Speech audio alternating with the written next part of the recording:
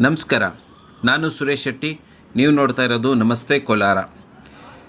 ವೀಕ್ಷಕರೇ, ನಾನು ಈ ಚಾನಲ್ ಮಾಡಿರೋದು ನಮ್ಮ ಕೋಲಾರದ ಶ್ರೀಮಂತಿಕೆ ಅಂದರೆ ನಮ್ಮ ಕೋಲಾರದಲ್ಲಿರುವಂಥ ದೇವಾಲಯಗಳ ಇತಿಹಾಸ ನೀವು ಹುಡುಕ್ತಾ ಹೊರಟೋದ್ರೆ ನಿಮಗೆ ಜ್ಞಾನದ ಅನುಭೂತಿ ಆಗುತ್ತೆ. ಅಷ್ಟು ಇತಿಹಾಸ ಹೊಂದಿರುವಂಥ ದೇವಾಲಯಗಳು ನಮ್ಮ ಕೋಲಾರದಲ್ಲಿ ಹಲವಾರು ಇದ್ದಾವೆ.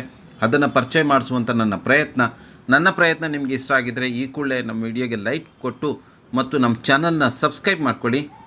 ಇವತ್ತು ನಾನು ನಿಮ್ಮನ್ನು ಕರ್ಕೊಂಬಂದಿರೋದು ಕೋಲಾರದ ಹೃದಯ ಭಾಗದಲ್ಲಿ ಬಸ್ ಸ್ಟ್ಯಾಂಡ್ ಪಕ್ಕದಲ್ಲೇ ಇರುವಂಥ ಕೀಲುಕೋಟೆ ಶ್ರೀ ಆಂಜನೇಯ ಸ್ವಾಮಿ ದೇವಸ್ಥಾನಕ್ಕೆ. ಈ ದೇವಸ್ಥಾನ ಸುಮಾರು ಹಳೆಯದು, ಒಂದು 600 ವರ್ಷಕ್ಕಿಂತ ಹಳೆಯದು. ಈ ದೇವಾಲಯದಲ್ಲಿ ಆಂಜನೇಯನ ಸ್ಥಾಪನೆ ಮಾಡಿದವರು ಆದಿಗುರು ಶಂಕರಾಚಾರ್ಯರು ಅಂತೇಳಿ ಹೇಳ್ತಾರೆ. ಮತ್ತು ಇದರ ಪಕ್ಕದಲ್ಲೇ ಒಂದು ಕುಂಟೆ ಇತ್ತು. ಆ ಕುಂಟೆಯನ್ನು ದಶರಥ ಕುಂಟೆ ಅಂತ ಕರೀತಾಯಿದ್ರು. ದಶರಥ ಮಹಾರಾಜರು ಈ ಕೋಲಾರದ ಜನತೆಗೆ ನೀರು ಕುಡಿಯಲು ವ್ಯವಸ್ಥೆ ಮಾಡಿದಂಥ ಒಂದು ಪ್ರಮುಖ ಸ್ಥಳ. ಆದ್ದರಿಂದ ಇವತ್ತು ಈ ಆಂಜನೇಯ ಸ್ವಾಮಿ ದೇವಾಲಯವು ನಮ್ಮ ಕೋಲಾರಿಗೆ ಹೃದಯ ಭಾಗನೇ ಅಂತ ಹೇಳ್ಬೋದು. ಈ ದೇವಾಲಯವು ಮುಜರಾಯಿ ಇಲಾಖೆ ಸೇರಿರೋದಾದ್ದರಿಂದ ಇದನ್ನು ಯಾರಂದರೆ ಅವರು ನಿರ್ಮಾಣ ಮಾಡೋಕ್ಕಾಗೋದಿಲ್ಲ.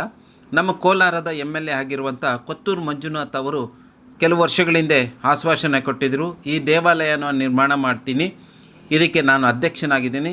ಹಲವಾರು ಜನ ಭಕ್ತಾದಿಗಳು ಕೋಟಿ ರೂಪಾಯಿಗಳಲ್ಲಿ ದೇಣಿಗೆ ಕೊಡೋಕ್ಕೆ ಸಿದ್ಧರಿದ್ದಾರೆ. ಆದಷ್ಟು ಬೇಗ ಈ ದೇವಾಲಯವನ್ನು ನಿರ್ಮಾಣ ಮಾಡ್ತೀವಿ ಅಂತೇಳಿ ಆಶ್ವಾಸನೆ ಕೊಟ್ಟು ಅವರು ಸುಮ್ಮನಾಗೋಗಿದ್ದಾರೆ.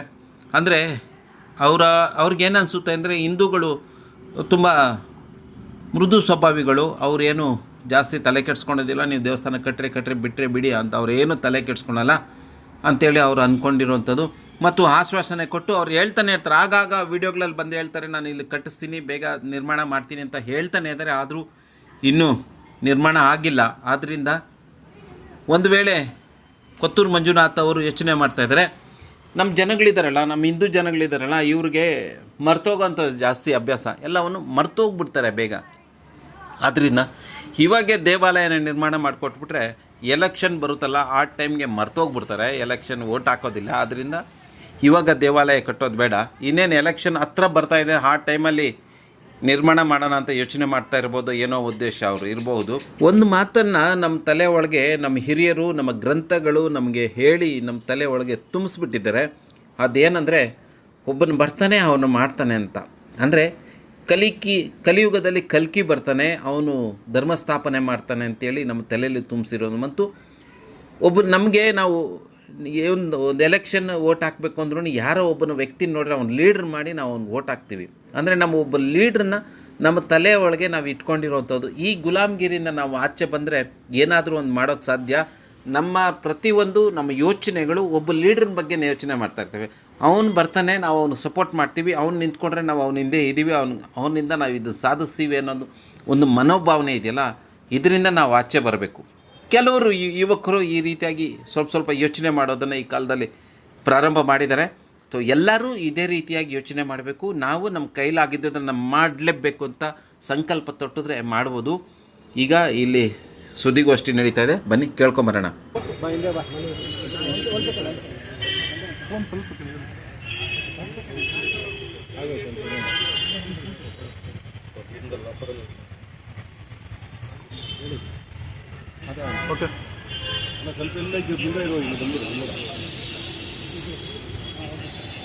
ಹರಿ ಓಂ, ನಮಸ್ಕಾರ ಎಲ್ಲರಿಗೂ. ಇವತ್ತು ನಮ್ಮ ಹಣೆ ಬರ ಏನು ಅಂದರೆ, ದೇವಸ್ಥಾನದ ಪರವಾಗಿ ಮುಂದೆ ಧರಣಿ ಮಾಡಬೇಕು ಅಂದರೆ ನಮ್ಮ ಪೊಲೀಸ್ ಅಧಿಕಾರಿಗಳವರು ನನಗೆ ಬೆಳಗ್ಗೆ ನೋಟಿಸ್ ಇಶ್ಯೂ ಮಾಡಿದ್ದಾರೆ. ದೇವಸ್ಥಾನ ಮನೆ ಧರಣಿ ಮಾಡಬಾರ್ದು, ಮಾಡಿದ್ರೆ ಅರೆಸ್ಟ್ ಮಾಡ್ತೀನಿ ಅಂತ ಒಂದು ನೋಟಿಸ್ ಇಶ್ಯೂ ಮಾಡಿದ್ದಾರೆ. ಇವತ್ತು ನಾವು ಈ ಪ್ರತಿಭಟನೆ ಮಾಡೋದಕ್ಕೆ ಮೂಲತಃ ಜಿಲ್ಲಾಧಿಕಾರಿ ಅವರಿಂದ ನಮಗೆ ನಿರ್ಬಂಧನೆ ಮಾಡಿದ್ದಾರೆ. ಹಂಗಾಗಿ ಧರಣಿ ಸತ್ಯಾಗ್ರಹನ ಪೆಂಡಾಲ್ ಮತ್ತು ವೇದಿಕೆಯನ್ನು ಮಾಡೋಕ್ಕಾಗಲಿಲ್ಲ. ಜೊತೆಗೆ ಇವತ್ತು ನಾವು ಈ ಪ್ರತಿಭಟನೆಗೆ ನಮ್ಮ ಸಹನಟರಾದ ರವಿಚಂದ್ರನ್ ಸರ್ ಅವರು ಬಂದಿದ್ದಾರೆ ಮತ್ತು ಅನಿರುದ್ಧ ಸರ್ ಬಂದಿದ್ದಾರೆ. ಅವ್ರು ಬರ್ತಾರೆ ಅಂತ ಹೇಳಿ ಗೊತ್ತಾದ ಮೇಲೂ ಸಹ ನನಗೆ ಪರ್ಸ್ನಲಾಗಿ ಅಧಿಕಾರಿಗಳು ಕಾಲ್ ಮಾಡಿ ಅವ್ರನ್ನ ಕರೆಸಬಾರ್ದು, ಕರೆಸಿದ್ರೆ ನನಗೆ ಅರೆಸ್ಟ್ ಮಾಡ್ತೀನಿ ಅಂತ ಕೆಲವೊಂದು ನಿರ್ಬಂಧ ಹೇಳಿದ್ರು. ಆದ್ರೂ ನಾನು ದೇವಸ್ಥಾನ ಪರವಾಗಿ ಹೋರಾಟ ಮಾಡಬೇಕು, ದೇವಸ್ಥಾನ ಅಭಿವೃದ್ಧಿ ಆಗಲೇಬೇಕು ಅಂತಲೇ ಇವತ್ತು ಈ ಪ್ರತಿಭಟನೆ ನಂಬ್ಕೊಂಡಿದ್ದೀನಿ. ಹಂಗಾಗಿ ನನಗೆ ಬೆಂಬಲಿಸೋಕ್ಕೆ ನಮ್ಮ ಹಿರಿಯರಾದಂಥ ಅನಿರುದ್ಧ ಸರ್ ಮತ್ತು ರವಿಚಂದ್ರನ್ ಸರ್ ಬಂದಿದ್ದಾರೆ. ಅವ್ರು ಮಾತಾಡ್ತಾರೆ. ಅದೇ ನಾನು ಅವರಿಗೆ ಪ್ರೆಸ್ ಮೀಟ್ ಮಾಡಿ 20 ದಿನ ಗಡುವು ಕೊಟ್ಟಿದ್ದೆ. ಅಂದರೆ ಜೂನ್ 1ನೇ ತಾರೀಕು ಒಳಗಡೆ ದೇವಸ್ಥಾನ ನೆಲ ಸಮ ಮಾಡಿ ಗುದ್ಲಿ ಪೂಜೆ ಮಾಡಬೇಕು, ಇಲ್ಲವಾದರೆ ಜೂನ್ 2ನೇ ತಾರೀಕು ದೇವಸ್ಥಾನ ಮುಂದೆ ನಿರಂತರ ಧರಣಿ ಮಾಡ್ತೀನಿ ಅಂತ ನಾನು DC ಅವರಿಗೆ ಸಂಬಂಧಪಟ್ಟ ಅಧಿಕಾರಿಗೆಲ್ಲರಿಗೂ ಮನವಿ ಮಾಡಿದೆ. ಬಟ್ ಇಲ್ಲಿವರೆಗೂ ಯಾವುದೇ ಥರ ಅವರು ನನಗೆ ಲಿಖಿತ ರೂಪದಲ್ಲಿ ಬಂದಿರಲಿಲ್ಲ. ಅದಾದಮೇಲೆ ನನಗೆ ನಾನು ನೈಟು ರಾತ್ರಿ ನನಗೆ ಡಿಪಾರ್ಟ್ಮೆಂಟ್ಗಳಿಂದ ನೋಟಿಸ್ ಇಶ್ಯೂ ಮಾಡಿದ್ರು, ಪ್ರತಿಭಟನೆ ಮಾಡೋಂಗಿಲ್ಲ, ನಿರ್ಬಂಧ ಹೇಳಿ ಮಾಡಿದ್ದೀನಿ ಅಂತ. ಬಟ್ ನಾವು ದೇವಸ್ಥಾನದ ಪರವಾಗಿ ಹೋರಾಟ ಮಾಡಿದ್ರೆ ಅವು ನಮ್ಮನ್ನ ಹೋರಾಟ ಮಾಡ್ಬೋದಂದ್ರೆ ನಾವಿರೋದು ಹಿಂದೂಸ್ತಾನದಲ್ಲಿ, ರಾಮರಾಜ್ಯದಲ್ಲಿ ನಮಗೆ ಪ್ರತಿಭಟನೆ ಮಾಡೋದಕ್ಕೆ ಅವಕಾಶ ಇಲ್ಲ ಅಂದರೆ ನಮ್ಮ ದುರದೃಷ್ಟ ಅಂತ ಈಗ ಹೇಳಕ್ಕೆ ಇಷ್ಟಪಡ್ತೀನಿ. ಸರ್, ನಮ್ಮ ಡಿಮ್ಯಾಂಡ್ ಸದ್ಯಕ್ಕೆ ಇಲ್ಲಿವರೆಗೂ ಯಾವುದೇ ಕಾರ್ಯರೂಪಕ್ಕೆ ಬಂದಿಲ್ಲ. ನನಗೆ ಕೆಲವು ಮಾಹಿತಿ ಬಂದಿರೋದು ಜಿಲ್ಲಾಧಿಕಾರಿ ಪರ್ಸನಲ್ ನನ್ನ ಕರೆದು ನಿನ್ನೆ ಭೇಟಿ ಮಾಡಿದ್ರು.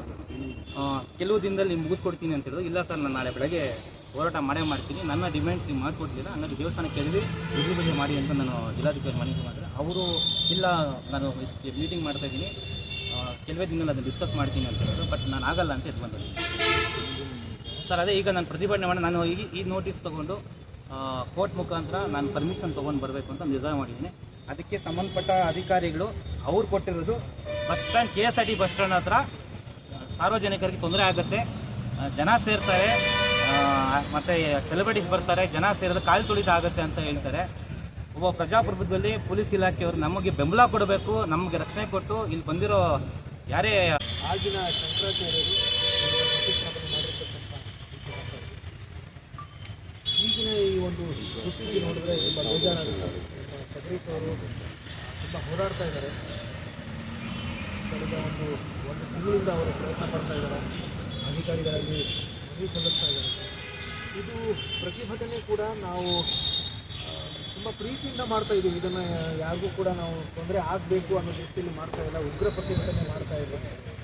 ತುಂಬ ಸೌಮ್ಯ ರೀತಿಯಲ್ಲಿ ನಾವು ಪ್ರತಿಭಟನೆ ಮಾಡಬೇಕು ಅಂತಲೇ ನಾವು ಕೂಡ ಬೆಂಗಳೂರಿಂದ ಬಂದಿದ್ದೀವಿ. ಇದು ಕೋಲಾರದ ಒಂದು ಪ್ರತಿಷ್ಠೆಯ ಪ್ರಶ್ನೆ, ಕೋಲಾರದ ಇತಿಹಾಸದ ಒಂದು ಅತ್ಯಂತ ಪ್ರಮುಖವಾದಂಥ ಭಾಗ ಇದು, ಪ್ರಮುಖವಾದಂಥ ಸ್ಥಳ ಇದು.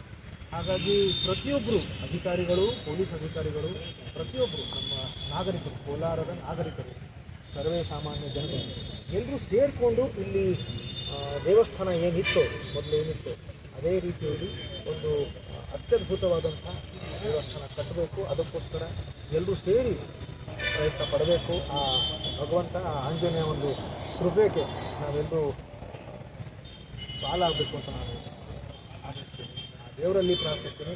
ಆ ದೇವರು ನಮ್ಮೆಲ್ಲರಿಗೂ ನಾವೊಂದು ಶಕ್ತಿ ಕೊಡಲಿ ಅಂತ ನಾನು ಆಶಿಸ್ತೀನಿ. ಖಂಡಿತವಾಗ್ಲೂ ಇರುತ್ತೆ. ಆಮೇಲೆ ಕೋಲಾರ ಜನಕ್ಕೆ ನಾನು ಕಳಕಳಿಯಿಂದ ಕೇಳ್ಕೊತಿದ್ದೀನಿ, ಇದು ಯಾರ ವಿರುದ್ಧ ಕೂಡ ಇಲ್ಲ, ಇದು ಯಾರ ವಿರುದ್ಧನೂ ಇಲ್ಲ. ಇದು ಕೋಲಾರದ ಪ್ರತಿಷ್ಠೆಯ ಪ್ರಶ್ನೆ, ಕೋಲಾರದ ಇತಿಹಾಸ ಇದು. ಹಾಗಾಗಿ ಈ ಒಂದು ಇತಿಹಾಸಕ್ಕೆ ನಾವೆಲ್ಲರೂ ಸೇರಿ ಕೈ ಜೋಡಿಸೋಣ. ನಾವೆಲ್ಲರೂ ಸೇರಿ ನಮ್ಮ ಇತಿಹಾಸವನ್ನು, ನಮ್ಮ ಸಂಸ್ಕೃತಿಯನ್ನು, ನಮ್ಮ ಪರಂಪರೆಯನ್ನು ಗೌರವಿಸೋಣ. ಇವ್ರು ಮಾತಾಡ್ತಾರೆ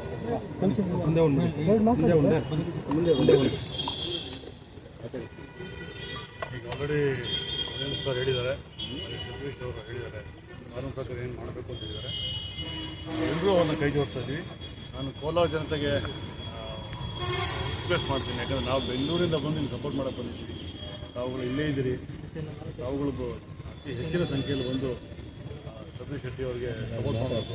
ಎಲ್ಲಕ್ಕಿಂತ ಹೆಚ್ಚಾಗಿ ದೇವ್ರಿಗೆ ಸಪೋರ್ಟ್ ಮಾಡಬೇಕು, ನಮ್ಮ ಆಂಜನೇಯಗೆ ಸಪೋರ್ಟ್ ಮಾಡಬೇಕು ಅಂತ ಕೇಳ್ಕೊಳ್ತೀನಿ.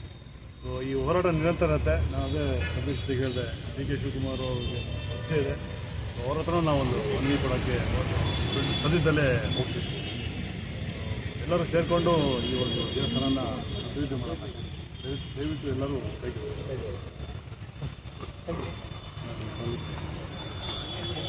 ಒಂದು ನಿಮಿಷ ಕಚೇರಿಯಿಂದ ಒಂದು ನೋಟಿಸ್ ಬಂದಿದೆ. ದಿನಾಂಕ 20ರಂದು ಮಾನ್ಯ ಜಿಲ್ಲಾಧಿಕಾರಿ ಕೋಲಾರ ಜಿಲ್ಲೆ ಅವರ ಅಧ್ಯಕ್ಷತೆಯಲ್ಲಿ ಬೇಡ ಈ ಕಡೆ ಬೇಡ, ಒಳಗೆ ಬಾ, ಕಾಂಪೌಂಡ್ ಒಳಗೆ. ಅಲ್ಲಿ ಕಾಲು ತುಳಿತಾಗ್ತದಂತೆ ಪೊಲೀಸರು ಹೇಳೋರೆ. ಬಸ್ ಸ್ಟ್ಯಾಂಡ್ ಅಲ್ಲಿ ಕಾಲು ತುಳಿತಾಗುತ್ತೆ, ಈ ಕಡೆ ಬಾ. ನಮಸ್ಕಾರ. ನಮ್ಮ ಹೋರಾಟಕ್ಕೆ ಈ ಮೂಲಕ ಜಿಲ್ಲಾಧಿಕಾರಿ ಸ್ಪಂದನೆ ಮಾಡಿದ್ದಾರೆ. 15 ದಿನ ಕಾಲಾವಕಾಶ ಕೇಳಿದ್ದಾರೆ. 15 ದಿನ ಒಳಗಡೆ ದೇವಸ್ಥಾನ ಕೆಡವಿ ಹೊಸ ದೇವಸ್ಥಾನ ನಿರ್ಮಾಣ ಮಾಡಕ್ಕೆ ಅಡಿಗಲ್ಲು ಹಾಕಿದ್ದಾರೆ. 29ನೇ ತಾರೀಕು ದೇವಸ್ಥಾನ ಪೂಜೆ ಮಾಡಬೇಕು ಅಂತ ನಿಗದಿಯಾಗಿತ್ತು. CM ಅವರ ಬದಲಾವಣೆ ಆಗಿದ್ದು ಅದು ಮುಂದೂಡಲಾಗಿದೆ ಅಂದ್ಬಿಟ್ಟು DC ಅವರು ನನಗೆ ಈ ಮೂಲಕ ಮನವಿ ಮಾಡಿ ಧರಣಿ ಕೈ ಬಿಡಲು ಸೂಚನೆ ಮಾಡಿದ್ದಾರೆ.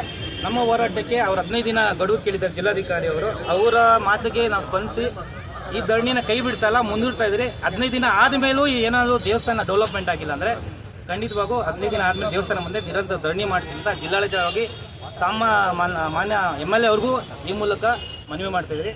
ಜೈ ಶ್ರೀರಾಮ್, ಜೈ ಶ್ರೀರಾಮ್, ಜೈ ಶ್ರೀರಾಮ್, ಜೈ ಶ್ರೀರಾಮ್, ಜೈ ಶ್ರೀರಾಮ್, ಜೈ ಆಂಜನೇಯ, ಜೈ ಆಂಜನೇಯ, ಜೈ ಆಂಜನೇಯ, ಜೈ ಆಂಜನೇಯ, ಜೈ ಆಂಜನೇಯ. ಜೂನ್ 2ನೇ ತಾರೀಕು ಏನಾಯ್ತಪ್ಪ ಅಂದರೆ ಪ್ರತಿಭಟನೆಗೆ ಅವಕಾಶ ಇಲ್ಲ. ಆದ್ದರಿಂದ ಸಿನಿಮಾ ತಾರೆಯರು ಒಂದಷ್ಟು ಜನ ಸೇರಿ, ಕೋಲಾರದ ಯುವಕರೆಲ್ಲ ಸೇರಿ ಆಂಜನೇಯ ಸ್ವಾಮಿಗೆ ಪೂಜೆಯನ್ನು ಸಲ್ಲಿಸಿ ಅವನ ಹತ್ರ ದೇವಸ್ಥಾನ ನಿರ್ಮಾಣಕ್ಕೆ ಆಶೀರ್ವಾದ ಕೇಳಿದ್ದಾರೆ.